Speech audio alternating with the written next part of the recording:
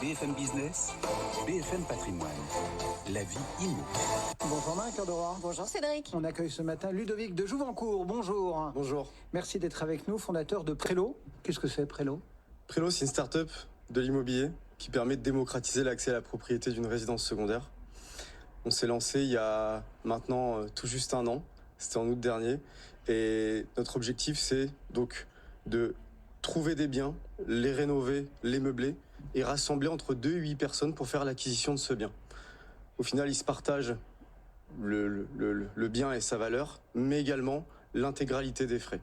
Une fois propriétaires, ils ont un calendrier de réservation qui leur permet de réserver leurs vacances et leurs week-ends. C'est du timeshare, quoi. Pas du tout. Presque, mais non. Presque, mais pas. Non. On se différencie du timeshare à plusieurs égards. Déjà, on rassemble maximum 8 personnes au sein d'un bien.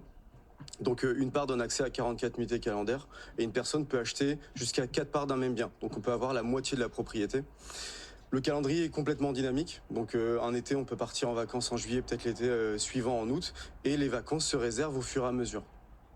Ce sont les grandes différenciations qu'on va avoir avec le timeshare. Mais c'est quand même l'enfer. Enfin, alors au départ, non mais forcément, je vais me faire l'avocate du diable, c'est-à-dire que me retrouver coincée parce qu'on a tous les mêmes préoccupations. Je veux dire, pour peu qu'on ait des enfants, les vacances c'est effectivement juillet-août. La plupart du temps c'est août parce qu'on a des employeurs qui nous forcent en fonction de notre travail à prendre les vacances en août. Comment ça se passe ? Comment parce que là pour le coup ça peut être la guerre. C'est quoi ? Premier arrivé, premier servi, ça se passe ? Non, en fait on a mis en place plusieurs mécanismes qui permettent de garantir à nos clients d'avoir satisfaction sur la réservation de leurs vacances. Tout d'abord, en fait, une part, effectivement, c'est 44 nuitées calendaires, mais ça donne une semaine haute saison garantie. Donc, en été, par exemple, sur un bien qui est situé en bord de mer, on a forcément une semaine entre juillet et août. Donc, si une personne nous dit, moi, je veux absolument partir 4 semaines tous les étés, on sait d'ores et déjà que cette personne doit acheter la moitié de la propriété. Ensuite, on travaille la complémentarité de nos clients au sein d'un même bien. Donc on va faire en sorte de rassembler des personnes qui ont des besoins complémentaires. Et typiquement, des retraités qui sont attachés plus à la basse saison, avec des familles d'actifs qui ont peut-être des vacances imposées, comme vous venez de le dire. Et du coup, alors moi c'est la question, c'est l'aspect pratico-pratique, au-delà du dispatch des jours, etc. Comment ça se passe ? C'est-à-dire, je vais sur votre site et je vois une maison qui m'intéresse, ou il faut d'abord que moi j'ai une maison en tête, que je vous la suggère ? Comment ça se passe en fait ? Alors en fait, effectivement, notre site permet de mettre en avant les propriétés qui sont disponibles à la vente. En revanche, c'est pas du e-commerce. On va pas pouvoir vendre un bien de cette façon-là. On a besoin que vous preniez contact avec un de nos conseillers. Il va étudier votre situation patrimoniale, la façon dont vous allez consommer vos vacances, vos besoins, etc. Et à partir de là, ce conseiller va être capable de vous faire les meilleures recommandations pour votre bien. Et un des points éléments en termes de recommandations, c'est la bonne gestion de son budget. Typiquement, on se rend compte qu'un futur propriétaire de résidence secondaire n'est pas du tout au courant de ce que va lui coûter sa résidence secondaire. Oui, on a toujours tendance à dire que c'est un gouffre financier. Vous validez ça ? Ça peut l'être si on fait un choix d'acquisition non éclairé, et c'est pour ça que notre métier c'est de faire en sorte que on vous éclaire de la meilleure des façons sur le choix de votre propriété. Et ça va jouer sur la taille du jardin. On a tendance à oublier que très souvent si on a un grand jardin, c'est des frais de jardinage. Il va falloir le tondre.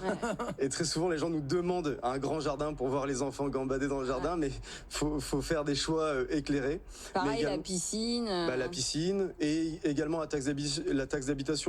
On l'a vu récemment, maintenant la taxe d'habitation ne s'applique plus sur les résidences principales pour 80% des foyers et bientôt 100% en 2023. Ouais. En revanche, il y a une majoration sur la taxe d'habitation des résidences secondaires et ça peut varier de 1 pour 10 selon l'endroit où on achète sa résidence secondaire. Plus taxe foncière en plus. Exactement. Et ça du coup c'est dispatché de manière équivalente entre les différents propriétaires ? Exactement. Donc c'est divisé par 8 et si on a 1/8, on paye 1/8 de la taxe foncière et la taxe d'habitation. Si on a 2/8, on paye... Et c'est pareil pour le gazon, il se partage en fonction de la... c'est comment ça se passe ? Non, parce qu'au mois de février ça ne pousse pas. Non pardon, je suis désolée, moi dans mon petit appartement parisien de locataire... Mais c'est exactement comme ça que ça marche. En fait on va accumuler et on va payer l'intégralité des frais de la gestion de la propriété et selon sa quote-part, on va avoir un appel de charge. Donc c'est vous qui assurez en fait aussi l'entretien ? Tout à fait. En fait, on s'occupe de l'intégralité de la conciergerie du bien. Donc ça va évidemment du ménage entre les copropriétaires pour vraiment avoir un standing qualitatif et qu'on n'ait pas besoin de faire le ménage de son précédent propriétaire quand on arrive dans son bien pour ses vacances. Le jardinage et évidemment la location saisonnière des nuitées non occupées. Alors, parce que vous essayez de rentabiliser la résidence secondaire. Vous faites comment alors? Tout à fait. En fait, on est convaincu que cette classe d'actifs permet de trouver un juste équilibre entre plaisir et rentabilité. Et donc, quand une personne est dans son bien, elle prend beaucoup de plaisir, mais quand elle n'y est pas, et si elle ne va pas consommer l'intégralité de sa quote-part, nous, on prend la main sur le calendrier pour le louer en location saisonnière et faire en sorte que cette personne génère un revenu locatif sur ses nuitées. Alors ça veut dire quoi? Par exemple, on est tous les trois là, à cette table, copropriétaires de notre résidence secondaire, et moi qui prends trop peu de vacances, décide de ne pas profiter de mes 44 nuitées. Vous allez mettre à la location saisonnière le bien pendant les jours qui me sont traditionnellement réservés, et il n'y a que moi seul qui en touche les bénéfices, ou on se les répartit entre les différents propriétaires? Alors, c'est un tout petit peu plus complexe que ça pour essayer de maximiser le rendement qu'on va être capable de sortir du bien. En fait, systématiquement, à l'approche d'une date, on va ouvrir le calendrier sur les plateformes de location saisonnière à un prix volontairement très haut. Ce qui fait que si à ce moment-là, très en avance, quelqu'un réserve, le prix est tellement haut qu'en fait, c'est intéressant pour les copropriétaires d'avoir loué. Et à l'approche de cette nuitée, on va le baisser pour favoriser le fait de remplir cette nuitée. Si personne des propriétaires ne l'a réservée, on veut être certain qu'elle ne soit pas vide. Et à la fin de l'année, on va redistribuer les revenus à hauteur de la non-consommation de chacun des copropriétaires. D'accord, donc celui qui a le moins consommé, c'est celui qui percevra le plus de revenus locatifs. Et il se peut que Cédric puisse s'y opposer dans notre super logement résidence secondaire. Il peut me dire, moi j'ai pas envie qu'on le loue. Alors il ne peut pas le faire au global sur le bien, parce qu'en fait ça fait partie de notre proposition de valeur. En revanche, il peut tout à fait dire, moi je ne veux pas qu'on loue mes nuitées. Et pour ça, on l'accompagne dans le fait de pré-réserver ces nuitées qui seront vides.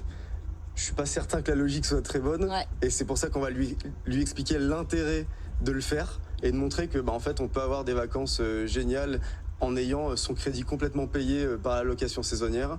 Mais aujourd'hui, on a personne qui nous a demandé de ne pas le faire. Mais forcément, je suis obligée de vous poser la question, est-ce que ça vaut pas plus le coup de louer ponctuellement pendant ses vacances plutôt que de s'engager dans un système qui a l'air quand même assez complexe comme ça? En vrai, non. Pourquoi? Parce qu'il y a le clou où on peut mettre sa décoration. C'est ça. Et encore même pas, je suis pas sûre. Non, on peut pas faire ça. Ah, tu vois? on est garant du standard de qualité du bien et faire en sorte que tout le monde ne vienne pas avec son petit tableau. Donc nous, on a des architectes d'intérieur qui permettent de restituer des biens qui sont très qualitatifs et adaptés à tout le monde. À des moments de vie de Mais du vacances. coup, vous avez calculé que c'était quand même plus intéressant financièrement de faire ça plutôt que de louer ponctuellement? Forcément, parce qu'en fait, quand vous louez vos vacances et vous louez un bien en Airbnb ou à l'hôtel, il y a une part de votre location qui va qui va venir annuler une mensualité de crédit chez cette personne. On propose de faire exactement la même chose. Et ce qui fait que quand on se rend compte que nos clients sont majoritairement des familles avec des enfants, et que quand on a des enfants, on joue la sécurité en vacances, on va très souvent au même endroit. Si on va au même endroit dans notre bien, et qu'en plus, quand on n'est pas là, ça nous rapporte de l'argent, croyez-moi, c'est plus intéressant que de louer vos vacances. Mais si si pendant X années, je vais sur la côte, et que finalement j'ai envie d'aller au Pays Basque, d'aller en Bretagne, je me retrouve coincé sur la côte là. Vous n'avez pas de proposition? C'est là où on se démarque encore du timeshare. C'est-à-dire que on ne peut pas dire tiens, cette année j'ai envie d'aller, je switch, je veux aller en vacances à La Rochelle, quoi. Alors vous avez plusieurs possibilités pour le faire. D'abord, le fait que nous puissions louer vos nuitées, et ça peut être l'intégralité de vos 44 nuitées de votre part, fait que vous avez un revenu locatif, et ce revenu locatif, vous pouvez l'injecter dans vos locations où vous voulez aller. Ensuite... Par contre, on ne peut pas s'adresser à vous en vous disant, tiens, dans vos propriétés prélo, vous n'auriez pas... C'est quelque chose qu'on est en train de lancer. Ah ouais. Oh là là, il est en train de... Il ne faut pas couper l'herbe sous le pied, là. Attends 2 secondes. Moi, je suis jardinier. Aucune patience. Et juste pour savoir, quand je veux partir, quand je veux arrêter, c'est simple? En fait, nous, on a une offre de rachat garantie. Donc, vous avez déjà la possibilité de le secondaire, vendre. Vous pouvez le revendre sur le marché classique. Mais nous aussi, on vous rachète votre part. Vous avez la possibilité de la revendre uniquement à partir de 12 mois de possession. Pour éviter tout mécanisme de spéculation. Et ensuite, nous, on peut vous racheter votre bien ou vous pouvez retrouver un acquéreur pour aller faire un autre projet. Ça s'appelle Prélo et c'était Ludovic de Jouvencourt. Merci. Merci à vous. Repasser nous voir. À demain, Marie. Non, je repars en vacances, là, du coup. Bon, bonnes vacances.